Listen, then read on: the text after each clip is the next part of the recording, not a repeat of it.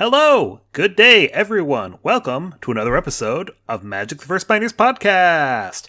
This Pioneer podcast is all about the Pioneer format, and we keep our listeners, who are also into Pioneer, into all the things that are new, interesting, and powerful in the world of Pioneer. I'm your strange and wonderful host, Kevin Finkel, joined here with my co-hosts. Yeah, you always have great energy when you start off, and then by the time we get to the end, you're just like dragging. But hey everybody, it's Ryan here. It's the cardboard samurai out of the Tokyo area of Japan, and our third host. Oh, it's your boy Ashiok back for another episode to talk about some very exciting topic like the lands of the Pioneer. Yeah, we talk about lands every couple months or so. Kevin, would you say? Like whenever? No, I don't think we've ever mentioned lands on the podcast before. They're kind of a new thing. Yeah. You know, like I think last time when New Capenna came out, we were talking about like the Triome's impact and stuff like that, and I wanted to say, I think now we finally pretty much got like the best possible. I mean, this is my hot take: is that we have the best possible mana base that Pioneer is going to get. We finished most of the important cycles, but would you guys agree or disagree? Well, okay. So I think you're saying something important is that when we would usually talk about the Manabases in Pioneer, it would always devolve into us complaining that we had unfinished cycles. We were always like, it's really not fair that we've got enemy fast lands, but not allied fast lines, and we would say it's really unfair that we've got enemy. It was it was everything. It was the enemy fast lands. It was the enemy pain lands. Yeah, we just picked up the allied of both of those in the last like 4 sets. This feels like we've finally completed where we have been. We've got everyone kind of on the same playing field now. So, is this, like I said, is this going to be like the best mana base we're going to get? Is this what people can expect the Pioneer mana base to be going forward? We always, I think Rosewater always said like he doesn't want fetch lands in the format. So, yeah. Well, go ahead. I think it becomes a really, really awkward because like, what do we mean by like best? Like, I think this is like what we're happy with as like a starting point. But I do think in the future we're gonna see new land cycles that have the possibility of like breaking through. Like, I can't talk about it because like I don't work in like the design space or whatever. However, like I don't think anyone expected Triomes to exist, and now here we are. Yeah. So like obviously, Wizards will continue printing lands, and obviously some of those will be at a power level where they could see play in Pioneer. So, like, you could almost say this is the worst that it's ever going to be because it's only going to get better from here. But I don't think that there's any obvious holes. Like, I definitely think that was more of like near the end of the episode. I thought we would talk about like, hey, what's left? What is the design space that we still have potential in? Because I think that is an interesting question. Like, yes, these are kind of we've now all of our easy list of like, hey, we really want to see these have been answered, and from now on, it's like, okay, where do we branch out to further from here? So it's a great question. I was going to leave that closer towards the end, though. I don't know if you want to jump on that right now as like what you predict as future land cycles or anything like that. Yeah, let's see future land cycles for the end. And let's just kind of start off with, like we said, all the things that are finished now. Pain lands finished. Shocks finished. Triomes finished. Of course... Fast lands got finished. Shadowlands and Snarls are kind of the same, right? Yeah, those are the same ones. Those are finished. Scrylands, of course, finished. We also have Checklands finished. Yep. I will note we don't have the allied duels, or the allied not duels, the manland duels. Yeah, that's the only one we're missing is like the OG Zendikar duel or manlands. Yes. So that's like your Raging Ravines, your Celestial Colonnades, like things like that. That's definitely an interesting one because I think that the original cycle were a lot stronger overall than the new ones. So I think that the original cycle are probably reasonable power level for what the power level of Pioneer is, but the newer ones don't see any play at all. So it almost feels like I'd rather see, like a new cycle of 10 rather than seeing the old ones reprinted. Because otherwise that would just be an advantage for the new ones. Because I think a handful of those would see play, whereas none of the new ones see play at all, other than here and there. they all got outclassed by Adventures of the Forgotten Realm duels or Modal Lands. They just like they're just infinitely better. Minus like Cave. Cave is obviously the exception, but Cave doesn't exist. They're just so good. I mean, like if you're in white, you're not playing that card anyway. You're playing the best man land in the format, which is Mutavault. We are going back to Zendikar one more time this year, I believe, right? So maybe we'll get him there. Yeah. So the other cycles we don't have. I think we're missing the other half of the cycle lands, the bicycle lands. Yeah, true. The bicycle lands from and also the Tango lands. I don't think. So I thought we got those now. I don't think we got the Tango, did we? Well, I don't know what the Tango lands the Tango, are. the ones from Battle for Zendikar, where you need to have. Oh no, the Battle for Zendikar cycle isn't finished. Yeah. Oh, okay. I'm crazy. I wonder if they ever will do it. I mean, do they need to do it? I don't know. I highly doubt it. I think the Battle for Zendikar lands are dookie diarrhea. Yeah. Like I think it's very astounding that we see Prairie Stream Steep play nowadays. They were fine, when we had fetch lands like in Frontier and stuff like that, or back when Khans was out at the same. Was that at the same time? I can't remember. Khans and Battle for Zendikar. They followed one into another, I believe, because that was the same standard cycle or whatever.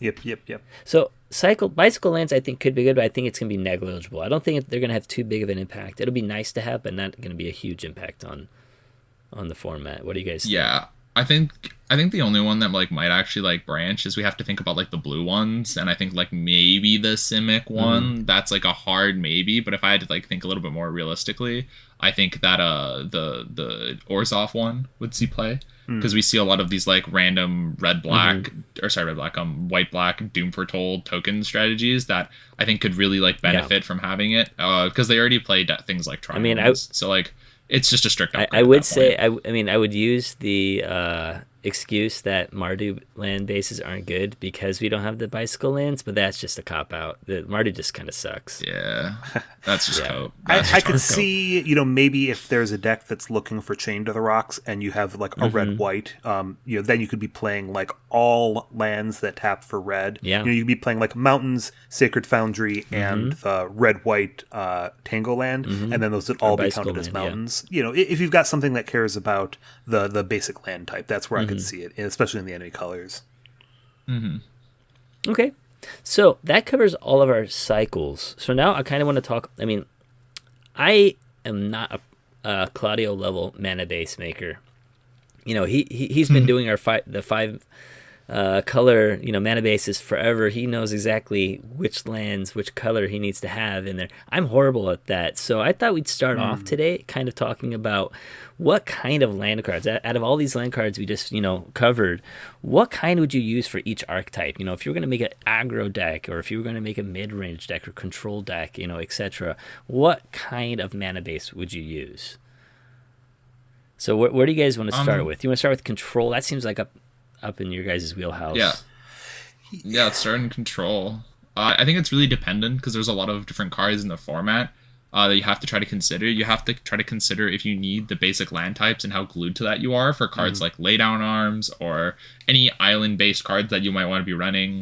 For example, I think Flow of Knowledge cares about islands, so things like that is what you have to come to consideration. But if we're looking at just control, I think the slow lands are a really good starting point. Oh yeah. Especially with defaulting to shocks too as well. Like I think if the second that you open up another color, the first lands that you look at are shock lands. But I think the biggest benefit of the two color decks is I think that's where pathways shine the most. I think pathways are the best in two color control, slower type decks where you really get like a lot of more time to like choose your lands and a lot more like that. Check lands obviously as well.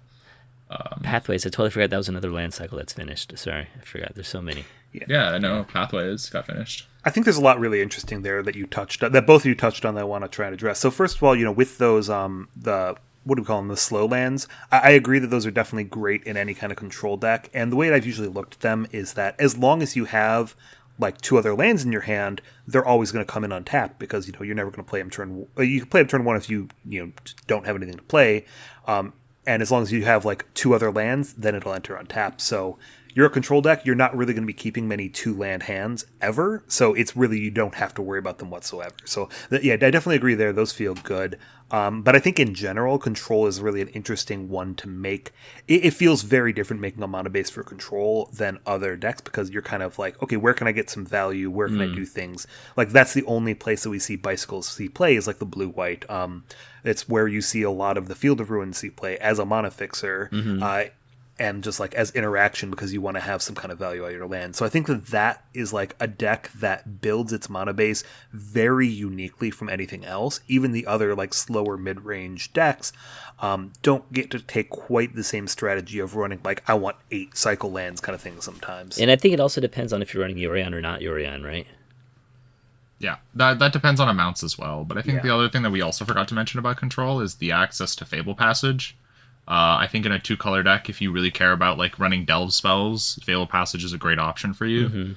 I think just at any point going forward where you get to 2 colors or more, Fable Passage is a great option, assuming that you do want to run that amount of basics. But when you're a 2-color deck, you also get to look at utility lands a lot more.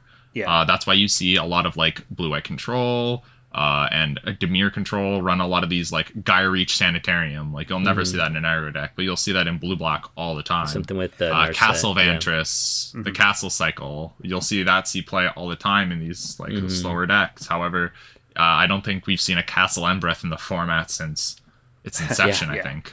So maybe the way to do this is like, I don't know about you, but I'm picturing blue-white when we're talking about control here. So maybe to kind of answer Ryan's question is like, if someone is bringing you like, hey, I've got this black-white control deck I want to play, I need help with my mana base, where would you start with them? Like, what would be the first things you're looking at? Let's say we're looking at like 25, 26 lands. Where would you go about building that? I think you start off with shocks, and then you go to think about what other colored lands, because you need enough mana fixing. Because if you're running both colors, we can assume that you want, like, let's just say for the sake of the argument, you want an equal distribution of both. So you go shock lands, you go pathways, you go check lands. I think those are the most important, like 3 and 2 color decks. Okay. And then from there on out, then that's where you get a lot more of like your stylistic choice. Like if you're a value deck and you need more value, or if you're a little bit more like really concerned with your mana, like let's just say you're trying to balance Invoke Despair in your deck with Phyrexian Vindicator, then you'll need a lot more color fixing type things. Yeah, I wasn't gonna go that far. I was gonna say like maybe Gideon and Phyrexian and or Gideon and Invoke Despair, but yeah, something like that. I tried to pick the most vast range so that you didn't get any choice in your I would think you'd colors. want triomes or cycle lands as well if you're building a control. It really depends. Usually you want bicycle lands. However, since bicycle lands don't exist in every single color combination, but I mean like they exist in the important ones. Like I think Izzet is one that we're also missing, which might see play in like creativity if it ever gets printed. But no, like you usually just start off with like 1 or 2. I think you start off like 1 or 2, and then you work your way up depending on how many lands you run. I think once you get towards like the 26 number, that's when you start to look at like your cycle lands. I think your mention of check lands is probably the only place where I might vary. Like, I don't know if that's an auto include for me. You know, if we're running the full set of pathways, if I'm running the full set of the slow lands, if I'm running, the shocks count, but I feel like the check lands have gotten a little bit pushed out there, and that I would need to see how many basics I'm running. Like if it's not something that's trying to cast Invoke Despair, and I'm able to run, Mutavaults or Field of Ruins or some other non-colored utility lands in quite a high number, I could see the check lands not making that list just because they're going to enter tapped a fair amount of the time. No, that's entirely fair. I have one more thing I wanted to ask. Where would you guys see DFCs, the dual face cards? Would you consider those as being part of the land base, or is that just kind of like something totally different that we won't talk about today? It's very dependent. I think that a certain amount of them can make up a land slot. Like I think the sweet spot is between 2 and 3.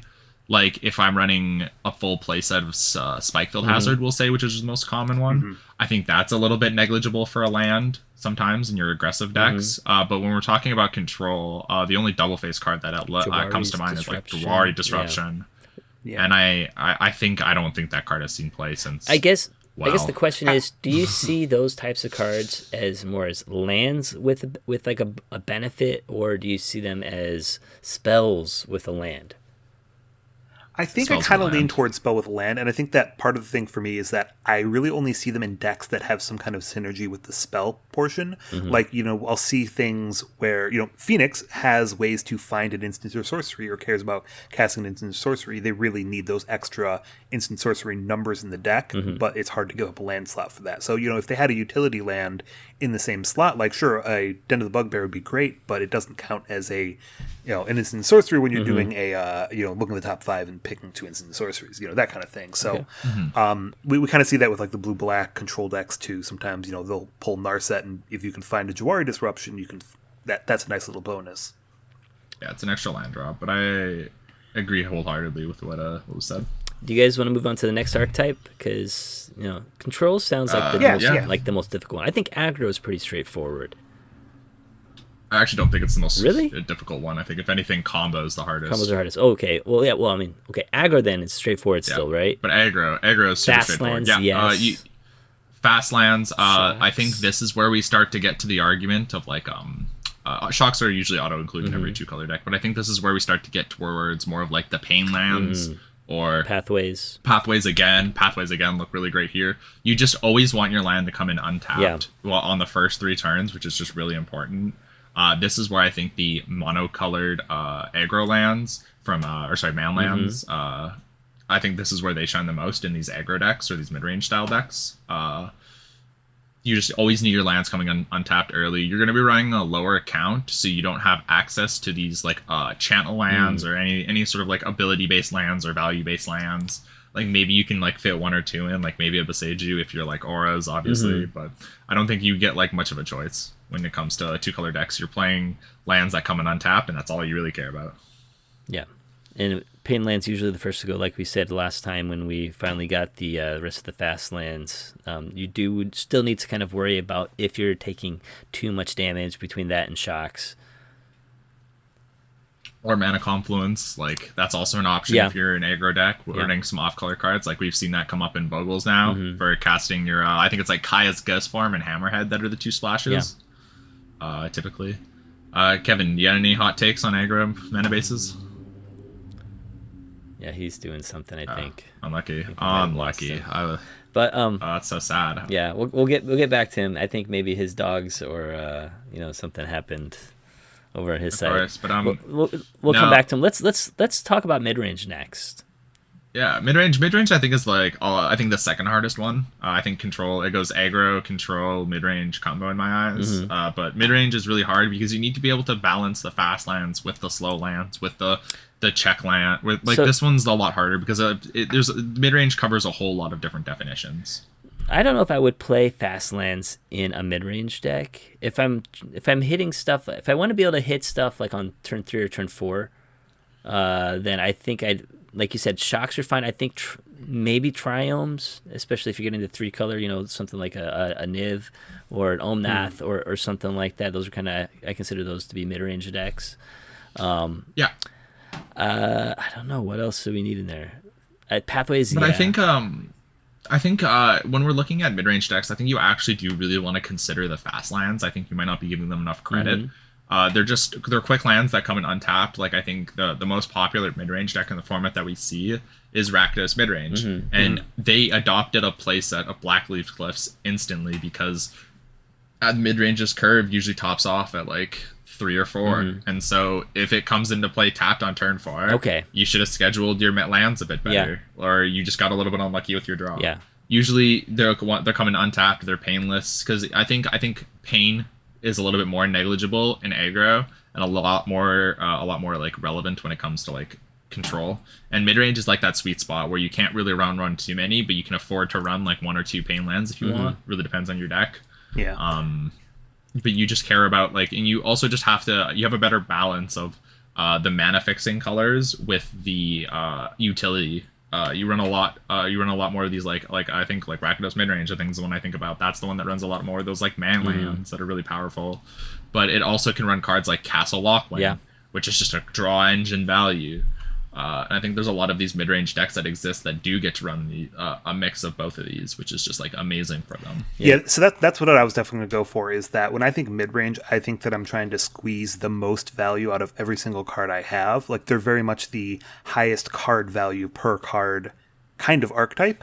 And I think that a big part of that is like, hey, what can we do with our lands that we get more value out of them than just tapping for my mana? So I want my regular lands to be both colors so that I don't have to worry about, running single color utility lands or non-colored utility lands, and running as many of them as possible.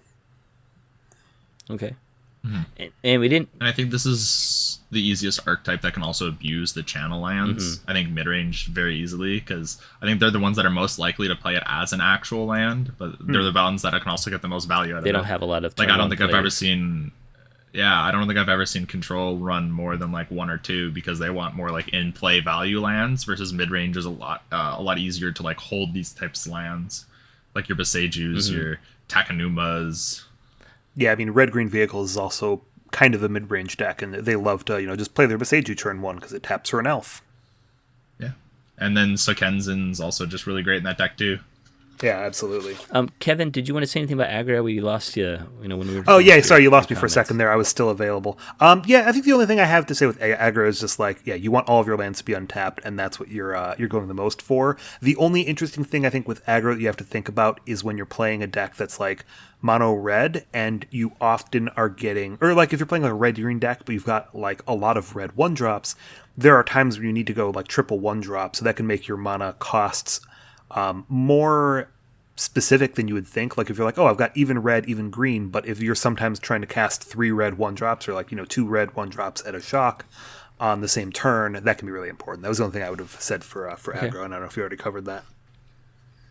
That's good.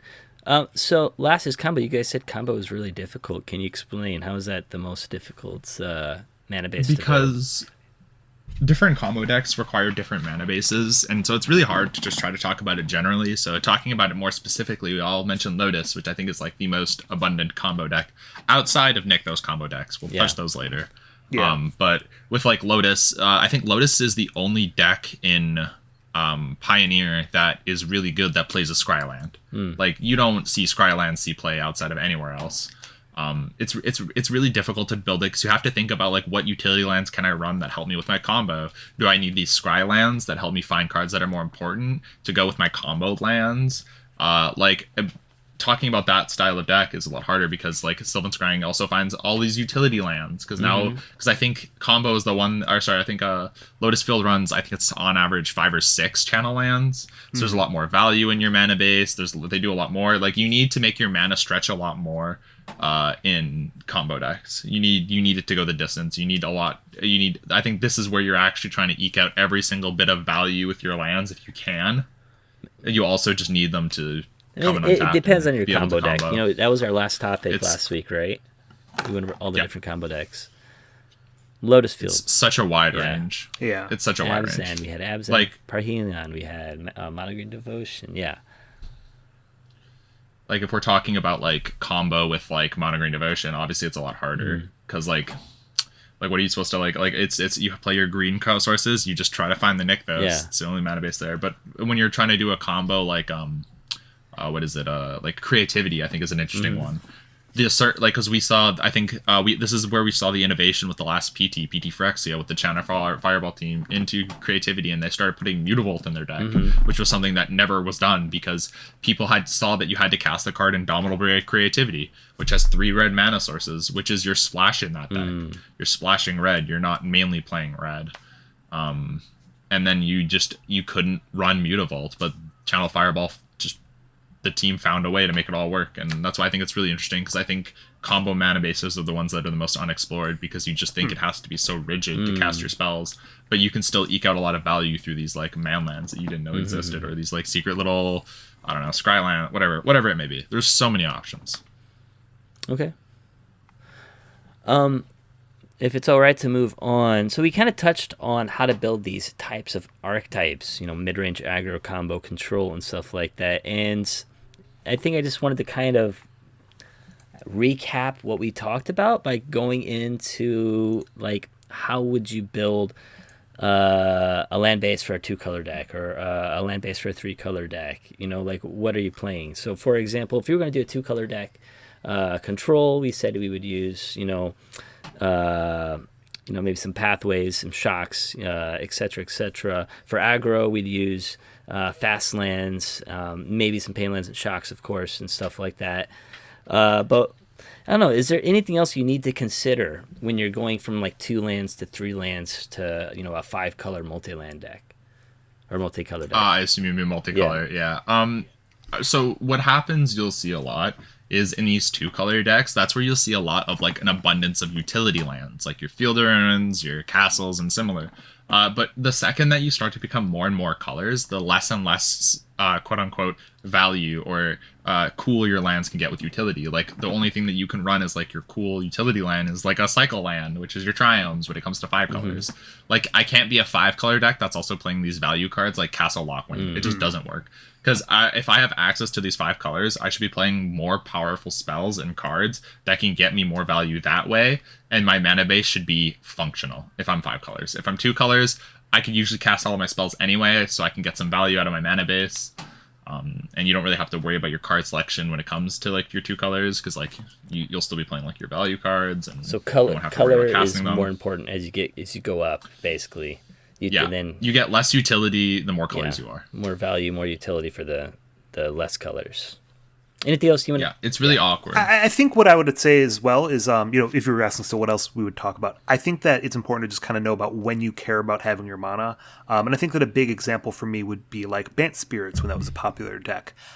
They had usually 1 green card in the deck, and it was Collected Company. So you didn't need mana that would come in untapped early for green because you needed to have a green source by turn 4, and that's it. Turn 4, turn 5, and that was fine. In contrast, you could be a 2-color deck, but if you're running Elvish Mystic Llanowar Elves, you need to have that green on turn 1 no matter what. It's more important to have that green turn 1 than it is to have a consistent number of your green sources, just because the power difference between a turn 1 Elvish Mystic and a turn 2 Elvish Mystic is enormous. So I think that's probably the biggest one is, if I'm playing Mana Dorks on 1, it is just so hugely important to be thinking about every one of my lands coming in untapped for green on turn 1. Whereas if you're looking at a splash color, like there's other times where it's like, okay, I've got a splash and it's a sideboard card. I'm playing like this 3-color deck. I'm barely running, blue or something, but like, can I run Mystical Disputes in my sideboard? And it's like, okay, I was usually only trying to find 1 blue by turn 4, turn 5, play whatever, I don't know, the combo piece or something like that. Maybe it's not best to play something that wants to have an untapped blue early because that's not always going to be viable. So that's, I think, the only other thing to think about is like if it's something you need super early and if it's something you can splash for. And I'd say the flip side's true also, where you'll have sometimes it's like, okay, this is my random... it's my Silver Bullet sideboard card. Sure, I can run a splash Silver Bullet sideboard card because when I have it, I'll keep those hands where it's good enough to win me the game. All right, and actually all of your talk about splashing kind of segues into another question I was going to ask you guys. And if you were going to splash a 3rd color, for example, like in Bant Spirits, what kind of lands would you be considering? Like, are shocks the best ones, or is there other ways to splash? Shocks are usually like really, really, really painful. So I think obviously you want to play a certain amount, but you also need to spread it. You can't just be 12 shocks. I think you need to be in some fast lands if you're an aggressive creature deck.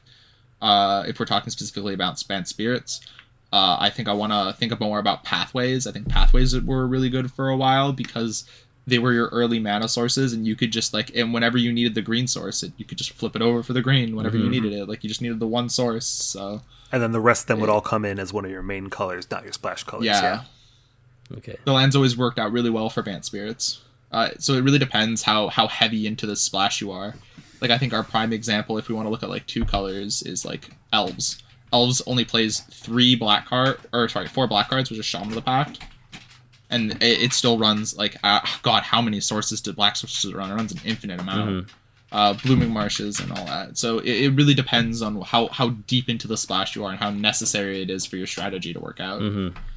Yeah, I'm definitely interested. That was something I was thinking about when preparing for this episode. Is like I don't feel good making a deck and starting with 12 shocks. Like I don't think that's the right way to go. But other times it's like, well, that seems obvious. Maybe it's just that multicolored decks are just not as good, and maybe that's where we'll need to see some improvement. But yeah, I do not love starting my deck by going, okay, here's 12 shock lands. I'm going to be taking 6 to 8 damage from my mana every single game. Mm-hmm. And it's really important because I think we're at a really aggressive state, or we're starting to trend towards a little bit more of an aggressive state where your life total really, really matters. Like these small points just matter so much more now. Okay. So we've been talking a lot about multicolored decks, 2, 3, 4, 5 colors. Let's go back to our topic. Let's go back to monocolored decks and talk about how to build them. You guys were talking about utility lands and about how to get value and stuff like that. And I think that colored Manabases gives you the best access to those types of utility lands. So let's kind of put that together. How would you go about building a monocolored mana base? Like how many basic lands would you have? How many utility lands would you have? How many for example, colorless utility versus the stuff that's like the monocolor, for example, like Den of the Bugbear, etc., etc. I think with monocolored, it really depends where you start. Like, for example, my baby recently with this newest set, mono white, big mono white. I started with a Yorion, so my mana base might be like the numbers might sound a little silly. But I start off with like 19 planes, and I was like, okay, so I want to dedicate 66% of my lands to being planes. Just I need them to cast my spells because I'm not playing a single colorless card. And now I think, okay, now where can I get utility out of my mana base? And so I started looking through the Pioneer decks, and I'm like, my deck's really slow. What can it do really well? It can play Field of Ruin really well, and so I can play 8 Field of Ruin. And then I looked through the mana base and I was like, hey, what else can I play? Is there any other cool utility lands? And I think the things that we have to think about are like castles. I think castles are severely underrated in monocolored decks. Outside of like Garenbrig and Ambereth, I think the other 3 are just auto includes in every single monocolored deck that they're in. Well, Garenbrig saw some play in the ramp deck before we got to Nykthos. Before mono green became a combo deck. Yeah, and I think that's part of that, just that the current mono green deck doesn't its payoffs aren't creatures, so you don't have a lot of like 6-drop creatures. It's 4 and 5-drop, or it's 4-drop planeswalkers mostly. Yeah, and 6 mana spells. So that math just doesn't work out anymore. You're not casting a Voracious Hydra, which was like the coolest thing you could do with a Castle Garenbrig anyway. But now, like I started with the Field of Ruins, and then I think what eventually changed is you kind of just look at, because like I was playing a lot of artifacts and I was playing a lot of enchantments, and so Roadside Reliquary was a standard all-star, so I started including it because I needed that little bit more card draw because I found myself not running out of cards really quickly. And you just kind of like look through the list of these colorless lands. Like I was like, okay, I'm playing a lot of cards with like 2 white pips. Nykthos is an option for me. I can play Nykthos. And so you just kind of like go down the list of like these colorless lands that kind of go through your head, and you test and cut. Like I couldn't play Castle Ardenvale anymore because it didn't work well enough with Lay Down the Arms, because I need those planes. Yeah, I would think that. I also started. I would think that would be usually included, Castle Ardenvale. No, I had to cut it, man. It was so sad. What about? I also started playing Displacer, so it was also the main reason. What about Channel Lands in monocolor? Channel Lands are some of the most broken lands that have been printed as of recently. So I definitely think that we can talk about Channel Lands here, because it's very dependent on what your deck's trying to do. If you're mono white aggro, you can run, I think, 1 freely in any monocolor deck. But I think when you start to go, like, how many Besages do you realistically need in a monocolor deck? Like, because like it is a legendary land, it can be really awkward. I think you can at most run 3 of 1 in a monocolor deck, but I think even that is pushing it. It's like 1 or 2 tops because they're legendary, maybe. Yeah, and it also like depends. Like how often in your mono white aggressive deck are you holding up 3 mana to channel this Agonjo, or how many times in your mono white control deck do you think you are? Like that's where it kind of becomes like the big. In my Bard class, they all cost 1 mana. Wow, they're all legendary. I've never. I want you to know that the luxury. Yeah. I want to get back to your original question of like if somebody's asking you, if somebody brought a monocolored deck and they're saying, hey, how do I build a mana base? I do think like maybe you have a different take here, but I kind of feel like I would ask, like, why aren't you splashing a second color? Like, I think the utility lands are good, but I don't think I think that the Manabases in Pioneer are good enough that you can splash 2 colors and still have just as many utility lands as you would have with a monocolored deck. So you would really have to be in some very specific reason to be in monocolored. Like, the monocolored decks of the format, even mono green, like, it's not always a monocolored deck. Like, we've seen it splashing white, we've seen it splashing Grixis, we've seen it splashing, a handful of things. Black. And, Black mainly. No. But I was going to say, sometimes it just comes down to people not having the money to buy shocks. The mana bases are some of the most expensive parts of Pioneer, especially once you get like 3, 4, 5 color decks. So, I really hope you're segueing this into a budget lands comment. Is that where you're going? No, I'm just saying, like, that's why someone would play mono blue spirits with the mono blue mana base instead of, band spirits, or instead of, blue-white spirits. That's the reason why I haven't made it, because the Hangate pathway is still about $20 a piece over here in Japan. Okay, maybe it's more like 18, but still. No, like, budget's a really big concern, but I think the people, like, I don't know, like, monocolored decks can exist purely for consistency. And, like, I don't know, like, do you suggest that we see mono white make a splash? Like, I think no. I think mono white's great as it is. You don't need to splash another color. Yeah, no, I mean, I don't necessarily mean it. I'm kind of saying, like, in general, I think that you need to have a good reason to be in monocolored. Well, like, ossification, and I think that aggro is a decent reason for it. For, like, mono white. Ossifications also. Yeah. There's a lot of, like mono white. Like, when I was running mono white, something that was posed to me was cutting down lay down the arms. But I think being a monocolor, lay down the arms is the strongest card in that deck. And honestly, I would love to see more, like, monocolored deck matters types cards like that. I would too, yeah. I wouldn't mind to see if they were more powerful, because I think that it is, the multicolor. If we're talking about where we'd like to see lands go in the future, I would love to see more strong monocolored based lands to reward you for going, hey, I'm going to focus on just one color. Koth with the mountains, hey, mountains deal this damage, but no one really cares. Yeah. Like, if we saw, like, a Scred type card, I would really appreciate that. What's Scred again? Like, lay down the art. Scred deals damage equal to the amount of snow basics you control, I believe, or snow mountains, or something like that. Yeah, and since this kind of might be snow permanents. Snow permanents, yeah. This is kind of a tangent, but I would also like to see, how can I say, the non-basic land hate. I think that's another thing. Oh, you mean like Blood Moon adjacent cards, but not Blood Moon. Maybe not obviously. Blood Moon, but just like stuff like what was it? Path of Progress deals damage equal to the number of non-basics that you control. Or that player controls. I never want to play a format with Price of Progress. No. That makes me cry. Something like that. I like the idea of a little bit of more non-basic land. Well, we have like M14 or something has the one where it's like whenever a non-basic land becomes tapped, it deals 2 damage, right? It's like a 4 mana. Oh, Burning Earth. Yeah, it's a 4 mana enchantment, right? Yep, Burning Earth. I have one of those signed foil. Nice. That's the only reason I know about that card. Anything else? I mean, do you want to talk a little bit more about utility lands? I was going to say one more thing as far as splashing colors, if we can, is something we didn't mention is that we do have some amount of tribal lands in the format. The main 2 being that we have 2 now full sets of, we got the Concealed Courtyard and the Secluded Courtyard and what is the other Unclaimed one? Territory. Unclaimed territory. Yeah, there we go.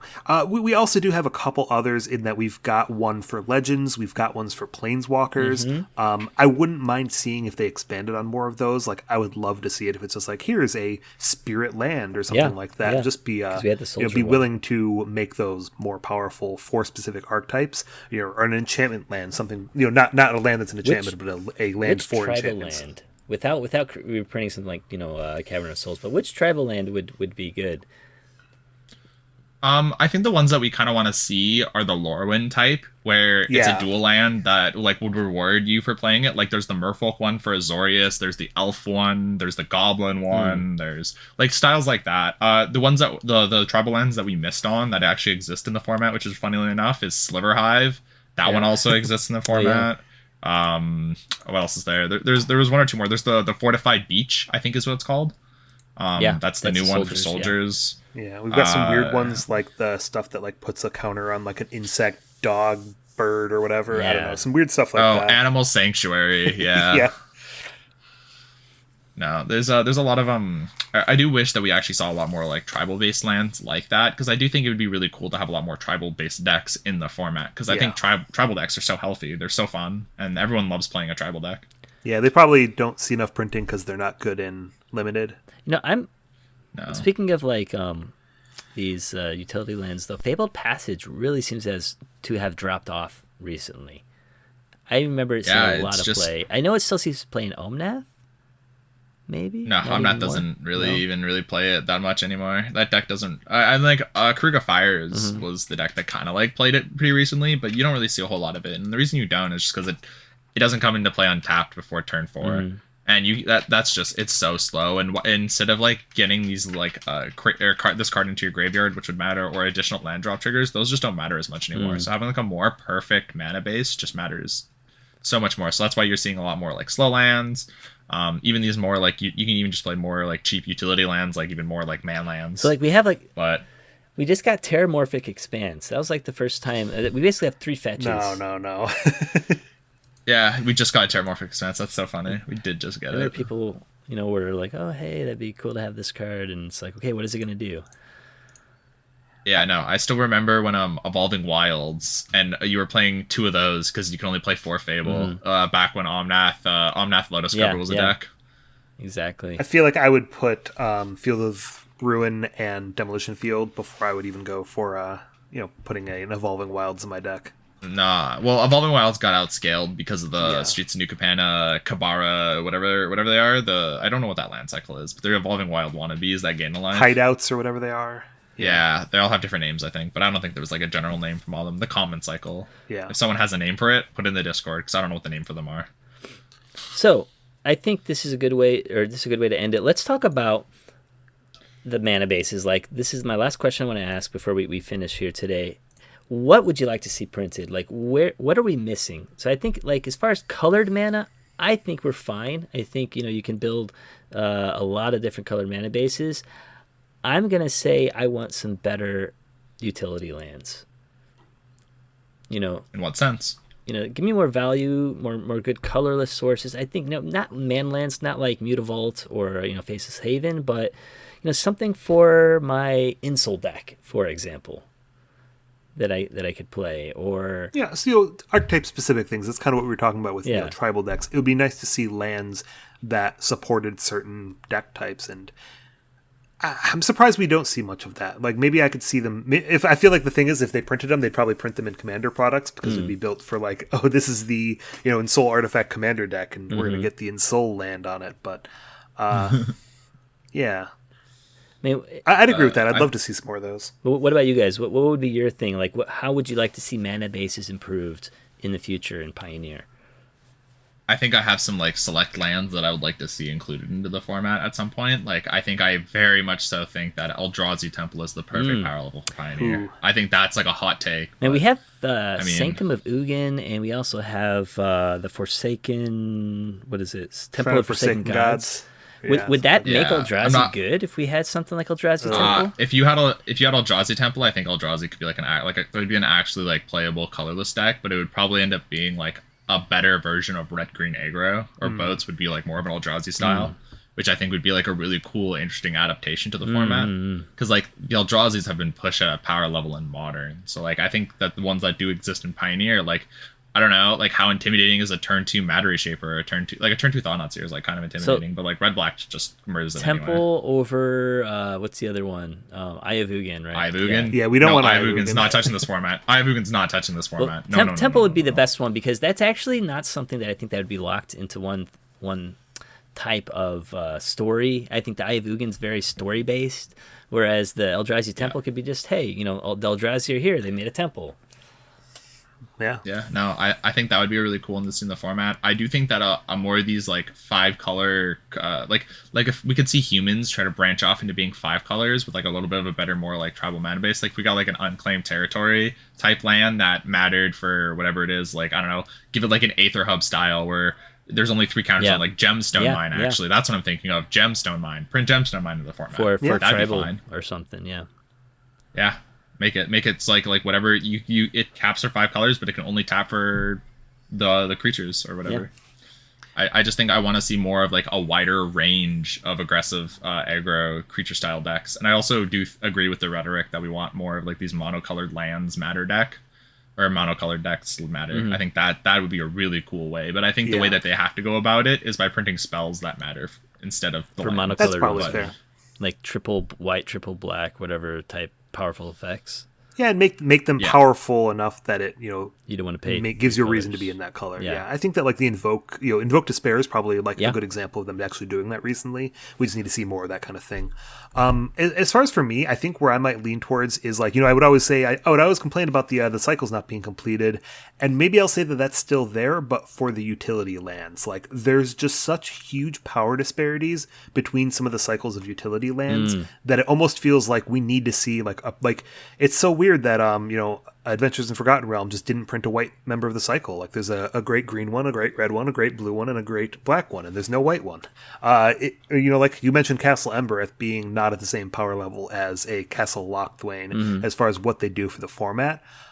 So it would be nice if they were a little bit targeted with printing new utility lands to fill in the colors that don't have the same power level. Like, if they printed a utility land for a white aggro deck, that would be very interesting because the white utility land that we have, which is Castle Ardenvale, is more just for a control deck. Like it doesn't at all fit in a white aggro. So it would be nice if they were a little bit targeted with thinking about future utility lands and filling in the gaps that we have in the current ones.